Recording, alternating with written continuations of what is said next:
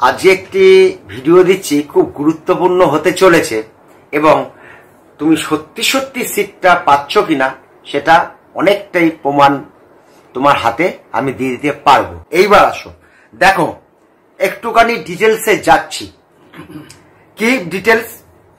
Bengal rank. Bengal র্যাঙ্কটা কি তোমাকে বলেই দিয়েছি। এইবার বেঙ্গল র্যাঙ্ক লাস্ট ইয়ার অর্থাৎ 24 সালে, আচ্ছা স্ক্রিনের দিকে তুমি একটু তাকাও। বেঙ্গল র্যাঙ্ক লাস্ট ইয়ারে থার্ড রাউন্ডের শেষে, রাউন্ডগুলো মনে রাখবে, আমি সমস্ত থার্ড রাউন্ড নিয়ে বলছি। ফোর্থ রাউন্ডে আর সিট থাকে না, একদমই থাকে না। দুটো তিনটে, একটা থাকে, একটা এসটি একটা এসসি এরকম একটা থাকে, বা একটা ইউআর এরকম থাকে।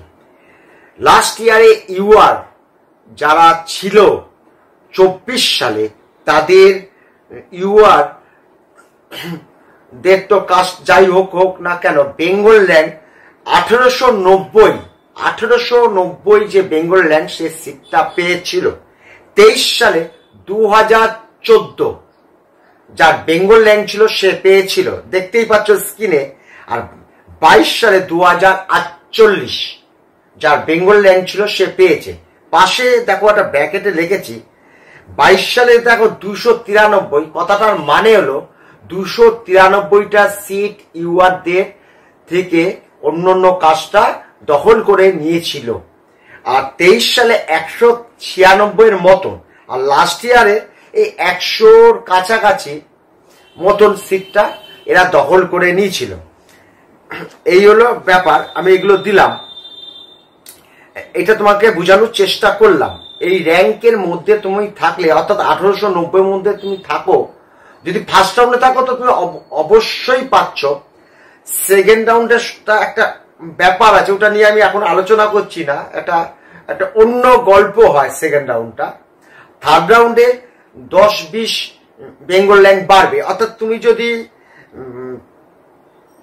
তুমি ফার্স্ট রাউন্ডে যদি তুমি পেয়ে যাও, যারা থার্ড রাউন্ডে যখন পাবে দেখবে 10-20-5 একটু বাড়ে, খুব অল্প বাড়ে থার্ড রাউন্ডে গিয়ে। ঠিক আছে, এইবার আসো ওবিসি এদের 23 সালে 2052 আর 24 সালে 2124 এরা কিন্তু ইউআর থেকে সিটটা নিয়েছিল।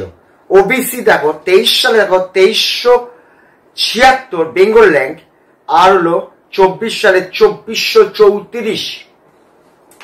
ইডাব্লিউএস হলো 23 সালে 3594, সমস্তগুলো কিন্তু থার্ড রাউন্ড। আর 24 সালে 4711। এইবার এসসি 2023 সালে 4604 আর 24 সালে 5752। আর এসটি দেখো 23 সালে 6471 এবং 24 সালে 8022। এইবার এসসি এসটি এগুলো যাই আছে না, এতে কিন্তু কাস্ট র্যাঙ্কও আছে। সেগুলো থার্ড রাউন্ড যখন আসবে তখন বেঙ্গল র্যাঙ্কের সঙ্গে কাস্ট র্যাঙ্কটাও অনেক হিসাব আছে, তখন থার্ড রাউন্ডে ওগুলো আলোচনা করার দরকার আছে। ফার্স্ট রাউন্ডের দরকার নেই। এখন এইটুকুনি তোমাদের বললাম। এই যদি তোমার থাকে, তুমি 100% কনফার্ম তুমি সিটটা পেয়ে যাচ্ছ, একদম পেয়ে যাচ্ছ।